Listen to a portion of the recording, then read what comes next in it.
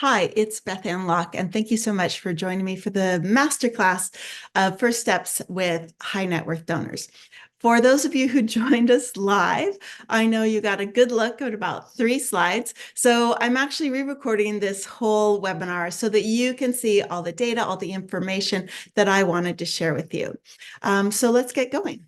So first steps to engaging high net worth donors. I'm Beth Ann Locke. I really want you at the end of this webinar to be able to have some good first steps, whether you're just identifying someone that you want to connect with who you think is affluent or is a high net worth or ultra high net worth person in your community, or be inspired. If you haven't been able to feel like you have the gumption to take those first steps, that's what I want to have you take away today. So if you haven't met me yet, my name is Beth Ann Locke. I was an embedded fundraiser for 28 years in the US and Canada. I've worked both sides of the border. I now live in Vancouver, BC, and I'm an American citizen originally. I have been working with high net worth donors really fully since 2006, but a little bit since 2002 when I first moved to Vancouver. And it isn't that I love working with just high net worth donors. It's that I have so much passion about connecting donors who want to make a change in the world to the causes that are meaningful to them. And for those who have great resources, there's so much more we can get done for those we're serving, whether it's clients, whether it's the environment, whether it's students, whatever it is. I want to help you be able to do that. I'm an international speaker. I present at conferences. Maybe you saw me at an AFP conference or perhaps at the Nonprofit Storytelling Conference. And I'm a mom, which I love being. I love adventures. I love travel, and I love telling stories. I really enjoy bringing people together. So that's a little bit about me. Here I am. This is when I was working at United Way of King County. That's me on the right, in case you can't tell. I had short, different hair then. This was us about to go to an event at the home of Bill and Melinda Gates, who have a completely fabulous place. We were working with our donors. This was so people who gave 25,000 to United Way of King County and more every year were invited to this. And one thing that I'm super proud of is I knew that there was going to be a cap on who was going to be able to be invited. They had a cap on the number of people or couples who could come. And I got in there and worked my list. I upgraded as many people as I could for this 1 year, because they held the event every 10 years, because I wanted to be an advocate for people who I knew would greatly enjoy going to the Gates home, which was completely mind-blowing. But we weren't allowed to take any phones or anything there. So it was just us and walking around the grounds and trying to connect with our donors when we weren't doing things like seeing the fabulous rooms, going into the amazing library, or even one of the donors who was an older lawyer was bouncing on the trampoline with one of their younger kids who came along. So it was an amazing event. But what was more amazing was the money that we were able to get together from the donors to be able to have more impact in the community. So here's what we're going to cover today. I'm going to tell you a little bit about insider insights, and I'm going to be pulling a lot of data that I think you should know about from the recent 2023 Bank of America survey of philanthropy. I'm going to talk about mastering the initial meet, trust building communication. It's so important that we do the things to build trust with our supporters. Grace under pressure, engaging those prospects, ways to engage them, or you may have them in your database and don't know it or haven't acted on that. And then the art of the follow-up. I'm going to have a little talk with you too about an upcoming course I have. When we talk about high net worth people, what are we talking about? We're talking about people who have a net worth of $5 million or more, excluding their principal residence. So for those of us who live in areas of the world with extremely high housing costs, so homes are like here in Vancouver, I think, well, it's almost impossible in Vancouver to even find a one-bedroom condo for $1 million. It might be impossible now. We're talking about places where a lot of value can be in the home. We want to remove that because that is not an investable asset. So we're looking at people who has really a type of liquidity or ability to invest that's $5 million USD or more. For the US, that's about 10% of households that have 1.1 million or more in net worth. That's, I know it's both a big number and a small number, actually. And then for Canadians, and I'm looking at not census data, but data from Credit Suisse, is about 4.5% of Canada's population are millionaires. So, one thing I want you to keep in mind is often when they're talking globally about millionaires, they're talking with US constant dollars. And as you know, right now, the Canadian dollar is lower. So that would potentially lower the number of high net worth donors in Canada. Canada also benefits from financial migration or investment migration that sometimes comes across the border. So, but what is an ultra high net worth person? Ultra high net worth person has more than 30 million of liquid assets or investable assets that they own. So, I'm going to start with some insider highlights, and that's because I shouldn't need to convince you, but I'm gonna. The threshold for $5 million for being a high net worth person is actually pretty attainable for people who've been in more typical corporate jobs. High-level jobs get different kinds of perks, such as stock, etc. You really end up having quite a few people who can be in this range. And certainly in cities around America or in Canada, you're going to find a good many people with that. So although it's not necessarily typical, and a lot of people with great resources don't necessarily want to tell about a lot of folks about it because they sometimes lead what I call the stealth wealth kind of life. They are out there, and it's really not about you finding them, but about inspiring them to step forward and begin a conversation. A lot of people who have resources, and I'm never going to refer to people as wealthy. I know we do wealth screenings. People who do have great resources do not call themselves wealthy. And I did an email recently. It was about how a donor once said to me, you know what? I know who has real wealth. I know who has real money is what he said. I know who has real money, so-and-so. And so people are quite aware of the different pecking orders that might exist in their own circles, in their city, in their region, and are quite aware of what they don't have compared to others, although it may seem like a lot of money to us. And the final thing I'm going to show you with this data is our actions can actually catalyze some of these gifts. So let's take a look. So in terms of some of this is just overriding information I wanted to let you know. So this is how high giving. So 85% of affluent households say they do give to charity.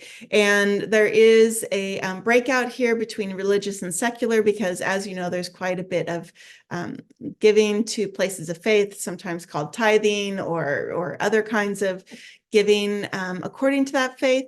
So although we talk a lot about that happening, you can see that religious giving within total population of affluent donors is about 39%. Now, why do these not add up to 100%? Because people could pick that they were giving to both secular and religious. So we see total giving at 85% for the people who are affluent, and for the typical population, it's more at 48%. So key takeaway here is people who are affluent are also wanting to give more. So if you have this feeling that you're having a hard time getting, those $5,000, $10,000 gifts out of people, out of, your typical major gift donor, it's because people with great resources actually feel more charitable. So a couple little fun statistics. 93% say that they sometimes or always give when they believe their gift can make a difference. This is one of those things where we need to start talking about not how fantastic our charity is, but we need to be talking about how we can band together and make a difference, and the difference being made. So in all of my fundraising talk, I like to speak about putting the impact of the gift right next to the donor, letting them see the impact of the gift, experience the impact of the gift one way or another through images, through stories. Maybe they can go there or feel like they're there through a video. That's really important. 56% say that believing that they can make a difference is a really big motivation for volunteering. So you want to be also remembering that what we got next is that people who are givers and who volunteer, they're more likely to give more. So on estimate, it's 3 times as much. So the numbers they have here is that people who give and volunteer give on average $18,000 total a year, versus those who don't give away around $5,200. I also find this really interesting because when I think about the work I do with donors, and you might well be the same way, some people we meet with, we're basically helping them give the gift. Other people want more from us. They might want to have a discussion about it. They might want to have more information about what our future plans are, like maybe want to know what a 5-year plan is or what's on the horizon that way. 49% of all donors, so about half, say that they are knowledgeable about charitable giving. However, 47%, almost very close to 49%, say they're novices, and only 3% call themselves experts. What I want you to take away, though, here is that the novices are only giving away, and I say only giving away about $2,800 a year. The knowledgeable are giving about 14,000, so that's almost 7 times. Well, actually, it's almost 15,000, about 7 times, 6 or 7 times. And then the 3% who call themselves expert, they're giving away about, on average, $43,000 a year, almost $44,000 a year. So another reason to think about that is, as you're working with high net worth donors, those who are actually quite sophisticated, and I call them people who are ready to move into high impact giving. They're ready to give several very large gifts, as well as the other charities they might be supporting at a lower amount, maybe 500 or less, 1,000 or less. When they're moving into high impact giving, they're really thinking differently about that. And they're also much more keeping an eye on what's happening with their gift. And that's really important for you to know. People who are affluent are more likely to donate, 85%, versus volunteer, a smaller percentage, 36%, or give to politics. I highlighted this because, as you may know, there's an election coming up in the US, and I've heard people talk about how donor dollars will be deflected into political giving. And although, yes, there are people who give to politics, my guess is many of these people also give all the year, not just when an election cycle is being activated. That is, they might be supporting more than just a presidential candidate. And so I don't want you to get flummoxed by saying there's no money this year because everybody's raising money for politics. It's just not quite true. And another trend we were seeing is there's really a lack of confidence in many, many institutions in the US and Canada. And I'm not really sure. I know we have some people who are joining us from abroad, but people who are high net worth have a lot of confidence in nonprofits. They mark themselves at 85% confidence. So keep that in mind. Although there are a lot of naysayers, or I know we've heard a lot of negative publicity here in Canada about nonprofits. In fact, people with more resources are feeling like we are to be trusted. So a little bit of the details here. These are the why people do not give. Why don't we give? The priority was to take care of my family needs. Great. That's about 43% say that as a reason they don't give. But I got interested in down here in the 4th reason, which was I did not have a connection to an organization. Meaning they might have wanted to give, but they didn't have a connection to an organization. Great reasons to do fundraising, great reasons to do smaller cultivation events where you can have people who are donors invite a friend. Even though strictly not everybody would be in the stewardship cycle, some people would be in the nurturing cycle. really opening those kinds of things up when we're doing kind of, excuse me, a little rah-rah and showing the impact that we've had, that is really important. And it's a way for you guys to think about opening your minds to more people instead of just thinking, no, it can only be for people who've given already. Think about how you can open up to even especially people of affluence who might want to come and hear what's being said, but in maybe a lower pressure environment. Third, here we got, I was not asked to give to charity. Now, some of these people may have been asked, but I want to make sure that you are not always going around asking, but inviting people to become a part, inviting people to become a part of the solution that you and your team are creating, either in your local community, in the national community, or around the world. It's really important. A couple others. My gift would not make a difference. I mean, it's only 6.5%, but if somehow people think giving to you would not make a difference, or maybe they think giving in general, you've really got to be talking differently about the work you're doing. I know it feels challenging to talk about where there's a need and where there's success, but absolutely that is 100% possible. Finally, I wanted to point out at 5.6%, some people are saying, I plan to do all my giving at the end of life. You know what that means. That means we need to be starting to drop those seeds about planned giving, about gifts in will, and other kinds of structured giving vehicles that would be activated at the end of life. So again, a couple, I put the top 2 percentages over here on the right for you to see. What affluent donors report reasons for giving based on the type of motivation. So the type of motivation, because you believe in the mission of the organization. So 63% always give for that reasons and 36% sometimes. So that means that always or sometimes is like 99%, something like that. That's really high, and it's why we need to talk about the good work of our organization and yet also what is left to be done. That's a very easy way to talk about how we need more people to step in and be part of the solution team. Next one, when you believe that your gift can make a difference. So again, it's difficult for people to believe that their hard-earned money, whether it's $100 or $100,000 goes, and it just doesn't feel like it is making a difference. How do we do that? By not giving good thanking. Was it received? What happened? My partner took almost a whole year for him to get, here in Canada, a tax receipt from an organization. First-time gift, test gift, like many of those first-time gifts are, for $1,000. And he waited almost a year. He's so frustrated. I know he'll never give there again. I mean, there are other places that might do similar work, but he will never give there again. Sort of 30% always and 55% sometimes they give for personal satisfaction, enjoyment, or fulfillment. And that's what I really believe for a lot of people. I talked earlier today about different life cycles that I call learning, earning, and returning. Returning is when we're ready to do something for people beyond our family.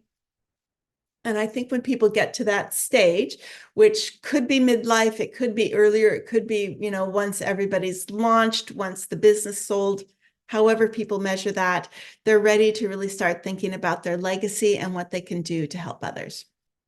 Finally, I get a lot of, they only do it for the taxes. Yeah, 44% say they are never motivated by giving to get a tax benefit. 43% say that sometimes they do. I think people always want to take a tax benefit if that's available, but they do not give at the purpose of doing that. And finally, when you are asked, I give when I am asked. So I want you to remember that only 4% say they always give when they are asked. I understand why that's a small number, but sometimes 80%, almost 81% say sometimes they give when they are asked. It is about us asking. It is about our board members and other ambassadors that we have who are fans of us, donors or not, can start talking about the story and talking about making a difference. So, as I promised, I wanted to go through a few things, and one of them is about mastering the meat. The very first thing I want you to know is you may not meet with a high net worth donor. I had many high net worth, really super well-known household names we talk about in my portfolio in Seattle who I never met with personally because the president met with them. Or, sometimes with Bill and Melinda Gates, it would be Big Bill, Bill's father, who would meet with John Fine at United Way. People have their ways that they want to do things. And I know we call them gatekeepers, but the people who are working for folks who are high net worth, who are affluent or ultra high net worth, really people on their staff or in their family office, or even maybe a trusted inside advisor, you are going to meet with them because people are paying for their time by paying people to do this kind of work, to organize certain aspects of their lives, to be on top of emails, to not let things slip through the cracks. So I would encourage you to embrace, as I've always done, the people we label as gatekeepers, because they're not keeping you out of anything. They're really keeping the people who've hired them in the loop with everything they need to know quickly and expeditiously. When I think about the circles around someone with high net worth, there are their advisors, their inner circle. Sometimes there's some best friends, colleagues who might be in an industry vertical, their peer groups, people they might know because they're at this club or that club with them, or they always go on vacation at this place where folks they know are. So there are different kinds of circles, and assuming that you can talk to someone who's known to be a great friend or did a business deal with someone who is high net worth and having that be your in would not be correct. I would want you to really think about how some people who have quite a bit of wealth to give away, their friends are even more protective of them, and they don't want to seem like they're betraying confidences. So they will actually be even less likely to pass on a message like, hey, I know you, I don't know, play squash with so-and-so every once in a while. I'm wondering if you could talk to him about the project we have going, blah, blah, blah. That is not the way in. It's more likely that a natural conversation that someone might have over a lunch, or even say standing up at a gala, having a chit chat where people have time to have sort of a 5-minute conversation about what's going on, what has captured your imagination, what are you working on right now? The what are you working on right now for people who are no longer in business is such a great question, because I find people who've been in business and have retired or are stepping back have a lot of stuff going on. And oftentimes a lot of that stuff is nonprofit type work. So the actual philanthropy, or they might be serving on boards, or they might have taken other boards that are not nonprofit boards, like on a Federal Reserve or something. So please don't think of it as only a success if you're talking to the very rich person, and honor the pathways of information that your donor with great resources has set up to make their lives easier. I also want you to keep any kind of obviously cultural differences, and I just don't mean from your culture to the person who you're interested in asking money from, but also in a job I had where our minimum new gift in was $1 million, was the threshold. We worked with connectors there, people who would make invitations, make connections, introductions to us. And what I was used to in that kind of work in my North American life was having the initial meeting. It could have been a call, could have been meeting with a gatekeeper, coming back and doing my work, sending, correspondence. What did I promise that I would do? What are the next steps? Logging those, doing those. And in fact, the people who'd made the connection originally absolutely assumed that as soon as I walked out of the building, I would be giving them a call.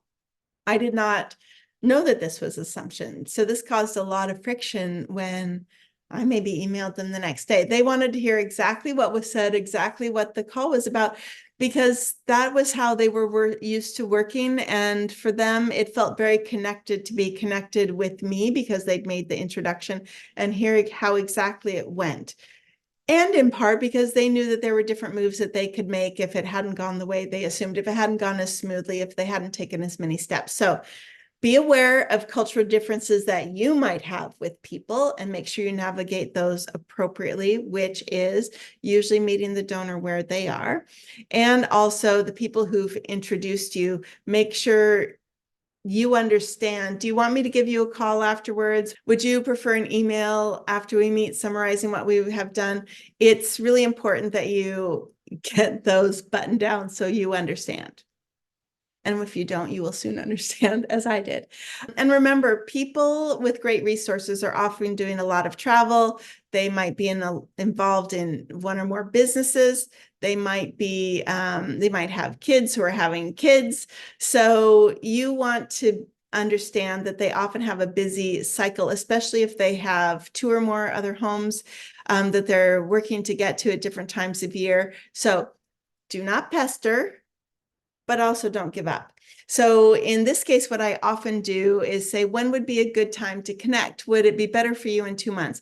I try not to stretch it out too far, like I don't say 6 months, but saying, can I call you again in 2 months is a really good way to be able to have them say, actually, we're going to be in X, or we'll be traveling to Y, or we're going to India for a month. Whatever they're doing, that will give you a better time to put in your calendar to be sure to be back in touch. The other thing I want you to take away, now people could answer more than one way, but 77, almost 78% of people said they gave locally.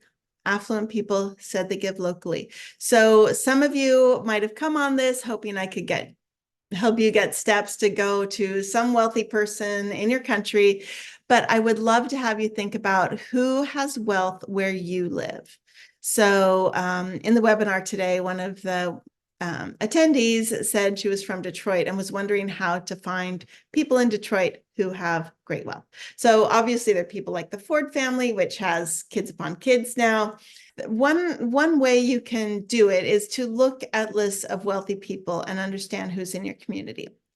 Other ways you can look at that is who's giving to other people. But again, most donors are going to be giving where there's a nexus with their values and the values and outcomes of the organization. That's the most important sweet spot that you have to understand.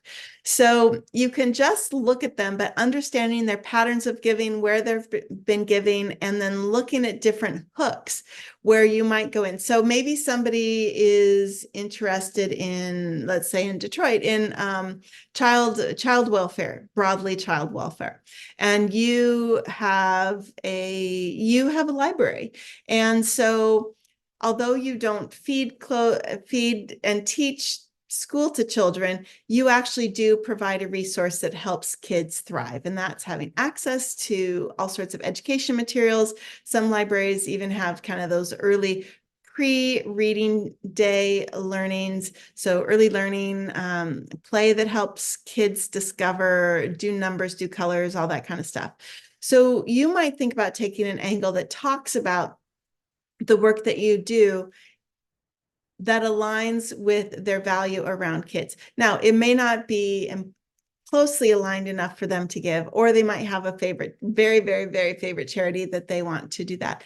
But you need to kind of think broadly about what you do and the impacts that you have and the problems that you solve before you go looking about just to find someone who has money.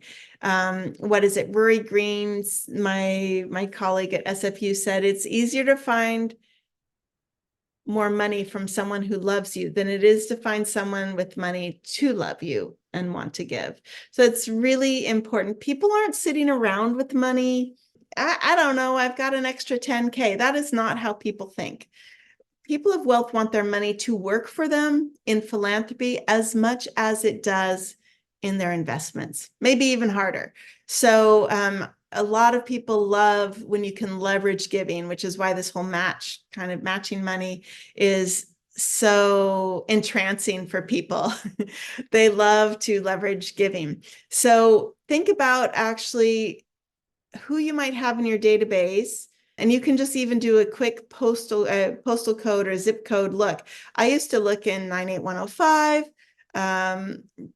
really around the university, certain parts of downtown Seattle, up kind of, Broadmoor and up farther north. So looking at certain zip codes, even to see who's in your database with that zip code, can be helpful to figure this out.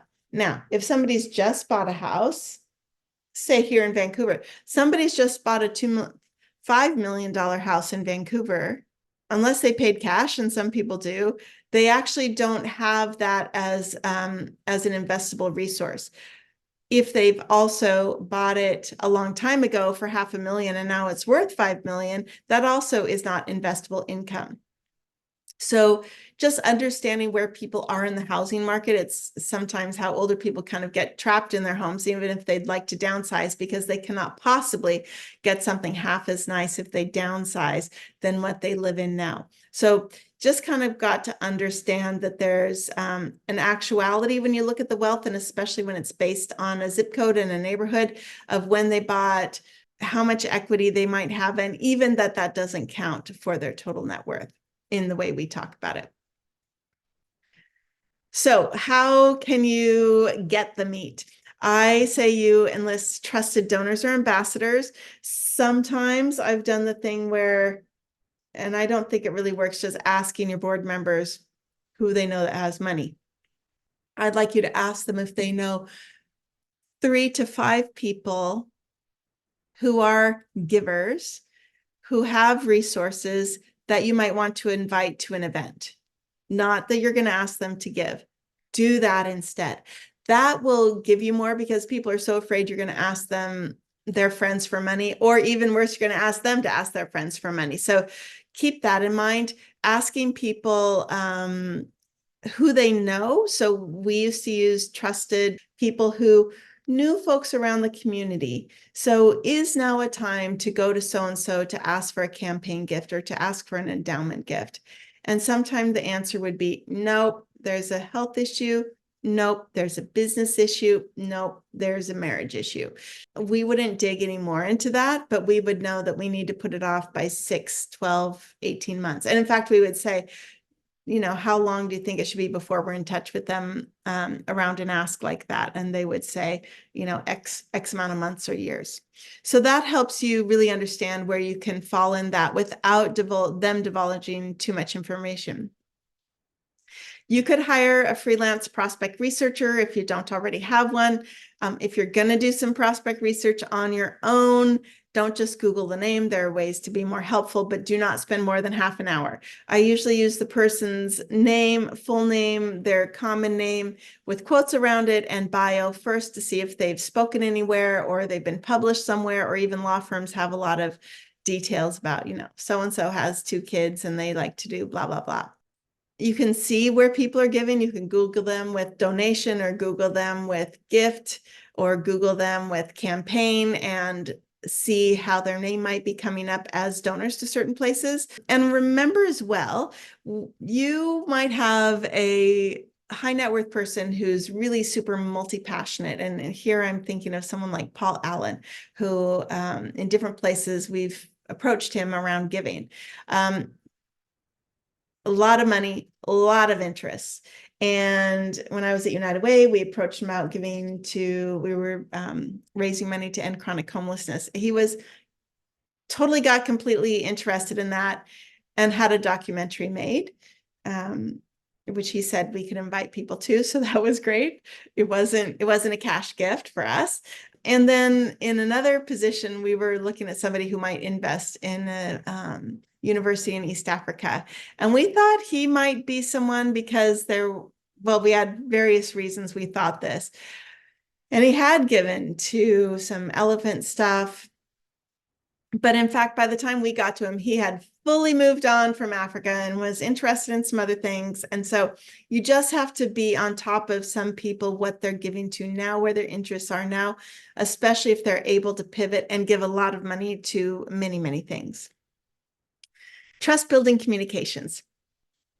This, I think, is so important, because one thing I know about people with great wealth is they like to build loyal circles around them, and they like to be able to trust people. So they may have a live-in caretaker at They're homes that are very, very far away. And there's a deep amount of trust to be able to tell someone whatever needs to be fixed on the house, whether it's the roof, just contact me if it's going to be over $50,000 or $25,000. It's a kind of trust you might even have that's stronger than something you might have for a sibling, for instance. Always be reporting back. It's really important to keep donors in the loop. All donors, of course, to be stewarding donors, but especially high net worth donors. They want to consider themselves as partners. Not that they're driving the work of your nonprofit, but they are interested in making investments that are like at a partnership level. Like I said, many of them consider that their investments are working for them, making more money. Their philanthropy is working for them, making more change. That's what they want to know about. That's what they are going to take gratitude, satisfaction, pride in. So you want to be keeping in touch with that. Concise and frequent communication is best. And I would make sure you have on your calendar, if you have a donor, a high net worth donor who has, you could do it with all donors, all major gift donors, but who has given a very large gift, you want to be having quarterly updates. Even if the update is things continue to progress, the foundations have been laid, we anticipate the project being completed 2 years from now. Let them know that there is something that you can say every 3 months or so, even if it's just a quick check-in, to let them know that things are going just as you hoped. And especially if they're not going as you hoped. It is not right to have people who've made great investments in your organization hear about things on the grapevine or at the club or from somebody else who's giving to them. It really makes them mad. And you've probably experienced this if you've worked with a lot of donors. Donors will bitch about other fundraisers. They will tell you about other fundraisers that they don't think are doing a good job, that they think they were shoddy in some way. I've heard this many, many times. They won't say the name. They say, oh, I worked with somebody, let's say it's the University of Washington Medical School, and they did X, and I wasn't too pleased. I don't know why I give to them is another thing I've heard. I don't want to give to them. I'm so glad so-and-so left. I've heard all those kinds of things. So it's really important around your personal reputation, around the reputation of the organization, that you're impeccable to your word, you're honest, you're authentic, and you're transparent. That is so important. And always, always, always ask what their preferred way of communicating is. I've almost always had it through someone who works with their email. Or someone who's in business will use their secretary to do both their personal and business correspondence as well. And I do check in with that, because sometimes when they really begin to trust you, they'll be happy with you sending a text or sending a quick email to their, most secret email when they're feeling good about the relationship and they think you're not going to pester them. I bring up this different kind of pyramid because, first of all, I'm so tired of the one that's like, there's a lot of people at the bottom and there are a few people at the top. This one, I think, really more reflects relationships as they exist for all of us in all kinds of ways. So willingness, respect, and trust is at the bottom. People are willing to enter our circle, our nonprofit, when there's willingness, respect, and trust. As they move up, because remember I said a lot of people make a test gift. As they move up, they're willing to become more involved with us and to give those bigger gifts. That's why we talk here about partnership. I'm not saying they're necessarily going to love you, but you know that there are some rabid fans of different charities. So think about how you can move your prospective donor into this willingness, respect, and trust for these first steps. Maybe they're already there. It's why having conversations with people that they know and trust to talk about the work of your organization is almost always the best connector. Now, another thing about communicating with your donors is this. So remember when I talked about people who feel they're knowledgeable, novices, and experts, and there were 3% who considered them experts. That's these people. Only 3% consider themselves experts, but look how much they follow the gifts. So this darker bluish color is that they, and it's almost 60%, monitor and evaluate the impact of their gift. Monitor and evaluate. So just waiting for some annual report to come along or putting a note on it and said, I think you'd like to see this. No, that is not good enough. Experts also like to use or plan to use a giving vehicle. This could be a donor advised fund, a stock gift, it could be a land sale, it could be a lot of things, but they're already thinking in a more sophisticated way about how they can give in a way that works for them and makes the money work for them and for the nonprofit and maybe for their taxes. That's great, but you need to understand that although not every fundraiser needs to know the details of how to do structured gifts, planned gifts we sometimes call that, or something with giving vehicles, someone in your organization should, so you can point them to them. I always, when I end up veering into that area, is suggest, of course, that they talk to their financial advisor or planner that they use. But first things first is you should know that they like to use those kinds of structures things. That's over half the people. Finally, 85% say they like to make sure their gift is having the intended impact. So I hope you've never worked in an organization, one where I worked, where some of the gifts were not having the intended impact for various reasons, because they couldn't move ahead because we hadn't fully fleshed out a project like we should have and raised money against it. So you want to, because these expert and knowledgeable, but you can see the difference between the people who are expert. We're talking about 55, 60, 85% really watching the impact of the gift, where the knowledgeable people, at most, we have 54% watching the impact of the gift. You really need to be on top of this, and this is a place where trust could very quickly erode if you're not staying on top of your communications. How can we do these communications? I don't like just plopping down a proposal. I'd rather do something that spurs conversation, like a white paper or a discussion paper where you're putting ideas and encouraging a back and forth. So many times we as fundraisers want to convince people this is the right thing. No. You don't need to convince people. You need to have a conversation with people. They already know what they want to give to. The question is this falling into that area? Again, always be thinking more of a conversation angle than a giving angle, an impact angle instead of a dollar angle. As I mentioned, like quick check-ins at the quarterly, they'll tell you if they don't need to hear from you that often, but let them be the ones that say they want to hear less. Personal communications from you or your CEO, you're not sending mass communications through MailChimp or whatever. That is not how they're going to get information from you. They're getting it from a proper email, from somebody's personal email at your organization. And again, there shouldn't be any surprises with their gifts. So I just want to talk for a minute about a course I have coming up. If you're really serious about wanting to move into working with a high net worth donor, creating a plan to work with a high net worth donor, identifying someone or looking to identify people within your database, I have a course just for you. It's an intensive short course called Philanthropy Unlocked. It's 6 weeks, and it's going to give you tools kind of like what you've just had a taste of here, tools to be able to identify, create a plan. I'll help you walk through what you might want to do. Of course, I need help from you because you are the person embedded in the organization, and to get a plan. And hopefully within 12 months, you were at a place that you could be able to ask for a gift. It might be a test gift, but it would be a first gift at least. So what is Philanthropy Unlocked?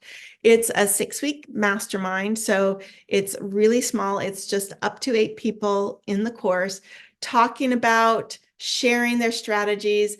I'm going to be guiding and coaching during that time. It starts on February 15. Got 6 weeks. You're going to get video trainings every week, just a few quick ones so that you don't have to spend a lot of time. But I want to be able to give you as much information that you can use to make traction. We have mastermind calls so that we're there together. I'm doing some coaching if you need that. We're talking about, and I know people are going to be at different places on this journey, but talking about getting those strategies down and maybe even convincing leadership to get behind you on that. There is ongoing email support, because I know this is not just something you drop in, watch some videos, and talk a few times and you're ready to do. You're going to want to ask questions. You're going to want to be in touch. I'm going to be able to do that for you. So with 8 people, that's not a problem for me to see your emails and be in touch with you about your challenges and your celebrations and all that kind of stuff. I also am offering a 1-hour coaching call with me in week 5.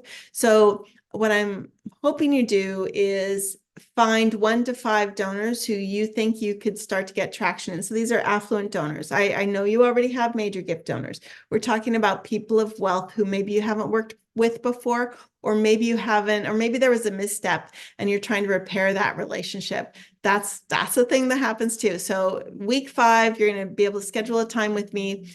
And finally, I'm going to give you quarterly check-ins as we work through the year for you to have a successful ask.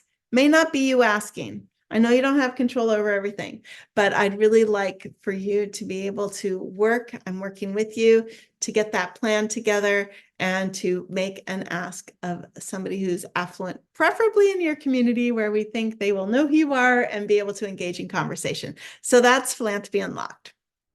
Now, back to what I said we talk about, which was finally grace under pressure.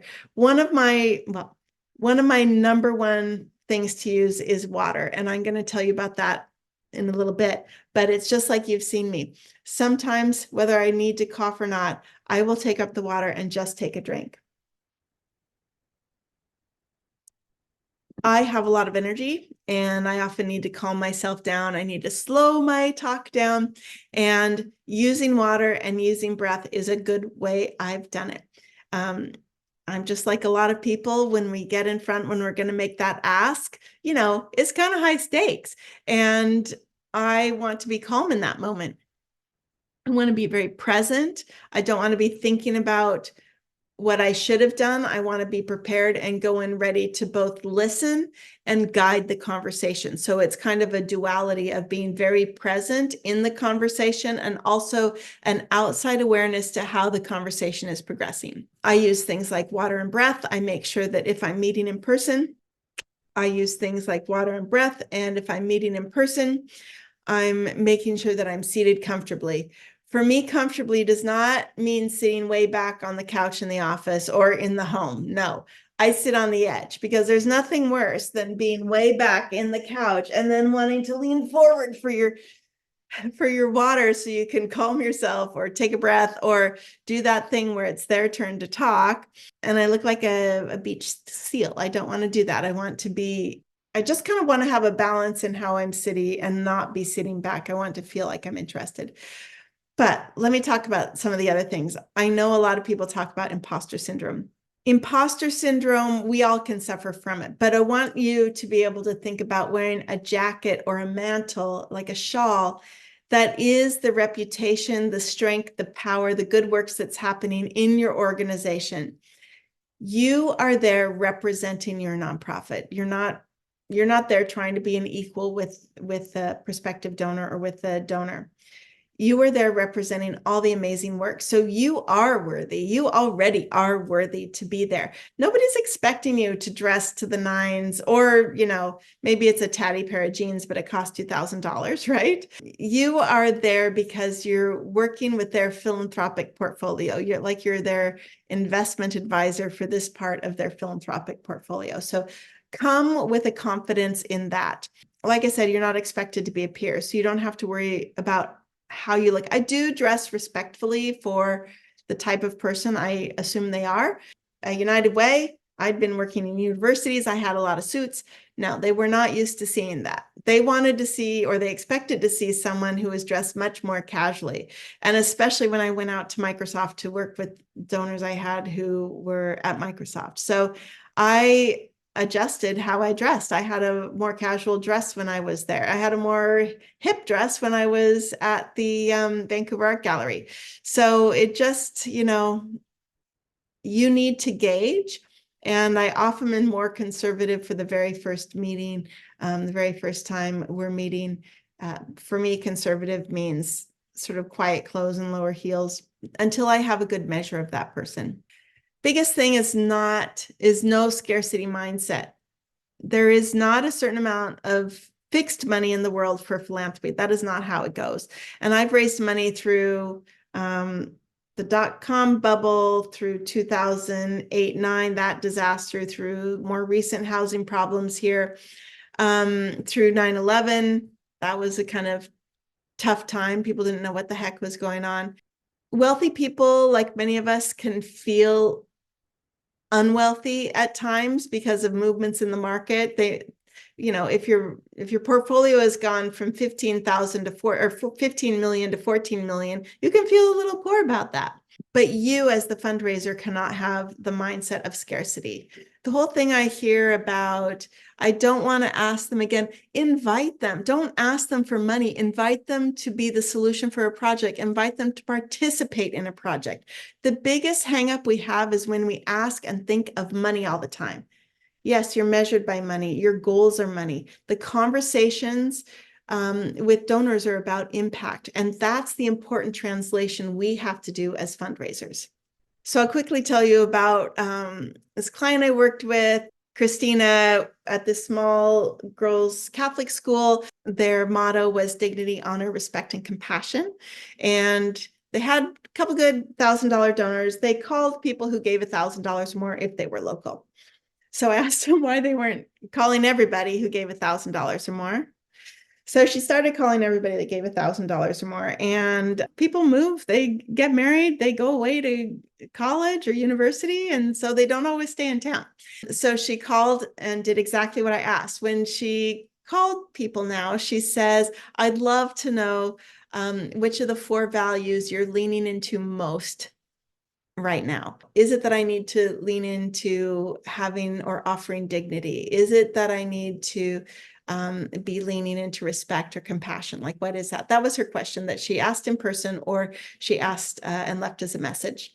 So she did that with this very loyal $1,000 donor. She'd been giving, I think, for at least 15 years in a row. It had increased, but it was a solid $1,000 donor. So this was a major donor for them. Left a message, person didn't answer. She literally, within 5 or 10 minutes, got a call back from a 206 number, which is the area code for Seattle. And she answered, and it was this woman who had gone there, when she was a young woman, graduated high school from Preston. And she said, I remember it was so great. I loved my time there. I was thinking about such and such program, and I'd love to make a gift of $100,000.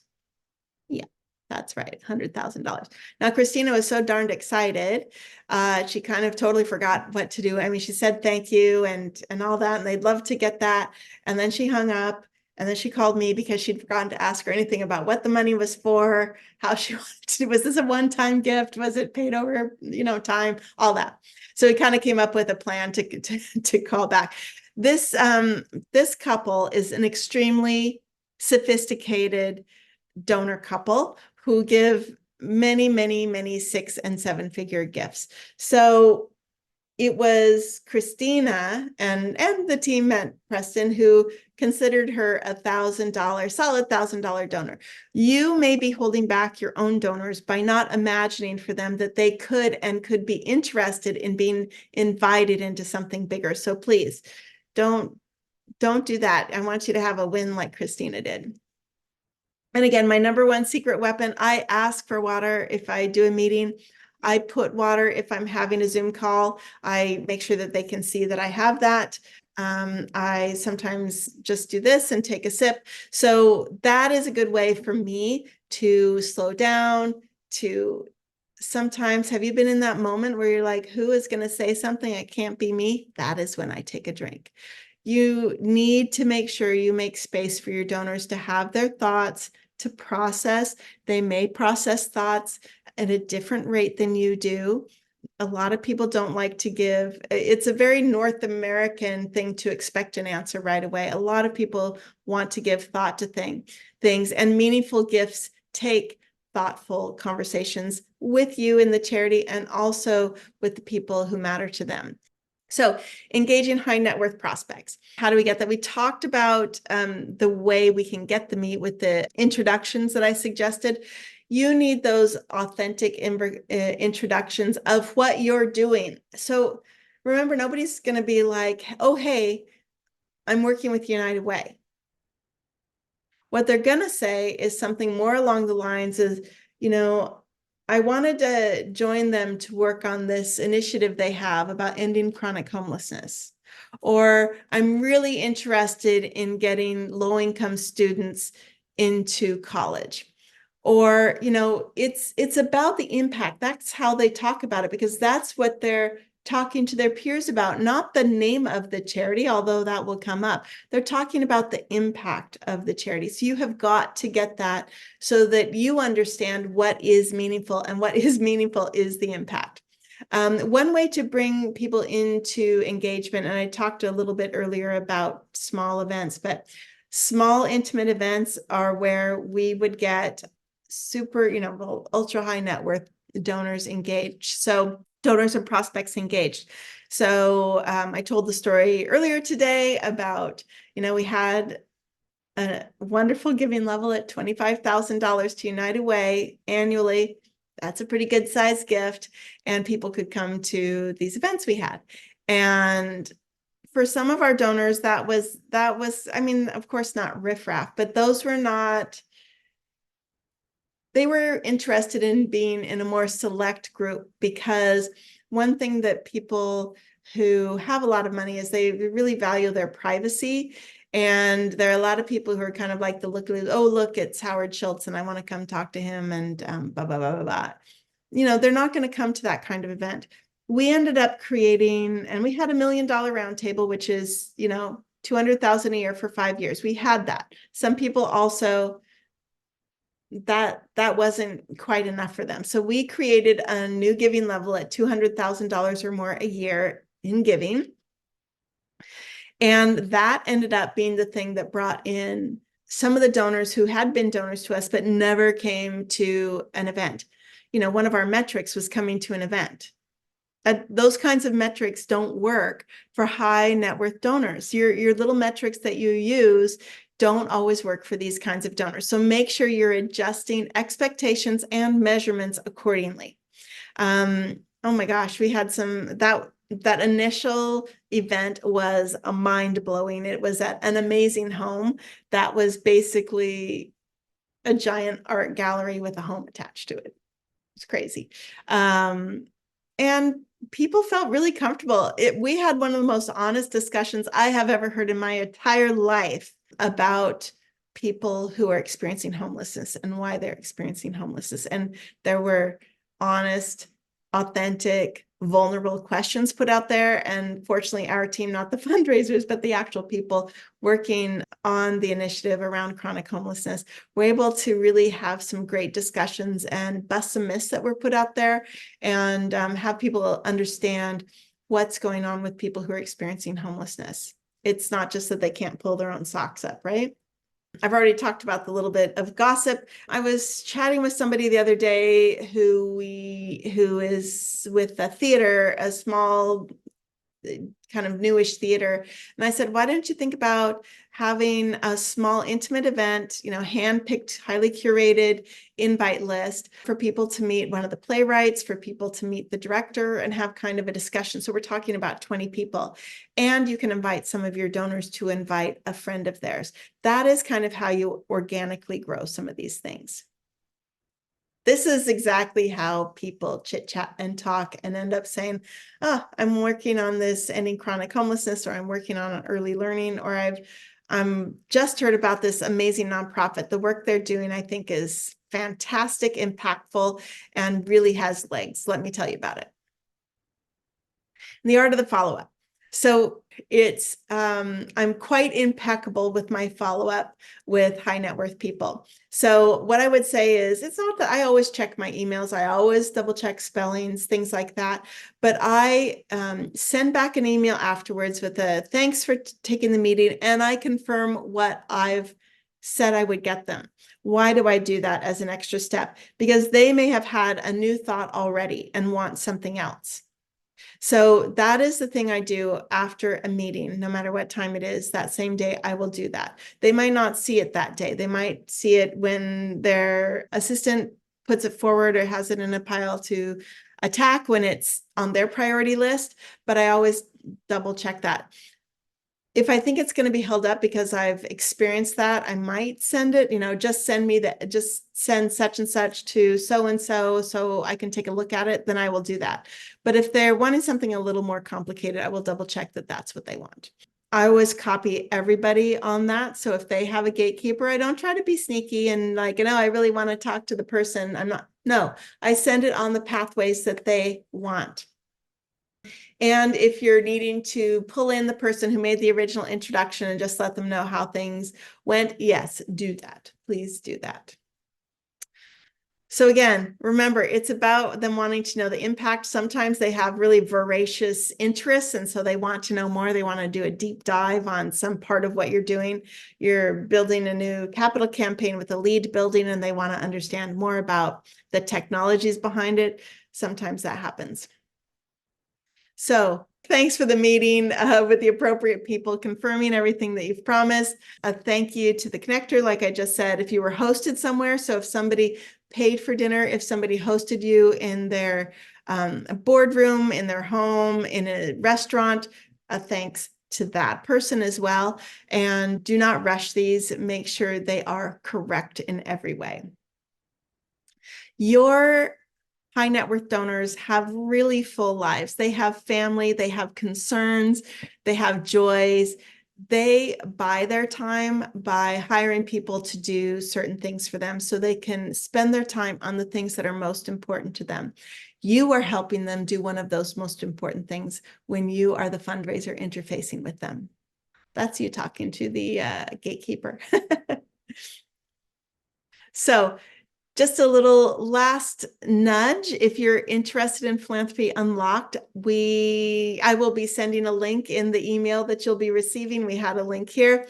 Also, if you actually want to try taking the first few steps, we are going to have on the 2nd of February, so a week and a day from now, or a week from now when you get this, it's not going to be a webinar, it's going to be a meeting where we can talk out some of your plans. If you want to share your plans with me, I'll do some in the background work and I can coach you through some of that when we meet at that February 2. So you will also get a link to register for that. It will be registering for a meeting. You can keep your camera on if you need to, but it'd be great to have it off so I feel like I'm talking to humans. If you want to, or you've already worked on some first steps with somebody, you can put that in. I'll send another link for a type form where it's kind of like a survey where you can answer some questions. I'll do a little thinking and we'll see if we can come up with some really good next steps for whatever you're doing.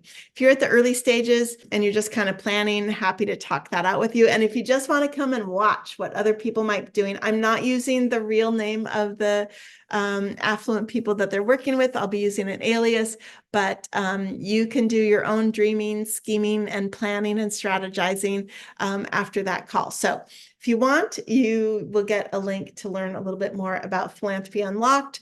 You will also get a link to sign up for the next, it's more like a coaching call with me. And if you're brave, you can put some information in the type form and I can do some hot seating. Thank you so much. If you have any questions, you can drop me a line at bethann@thefundraisercoach.com. And thank you so much for your time.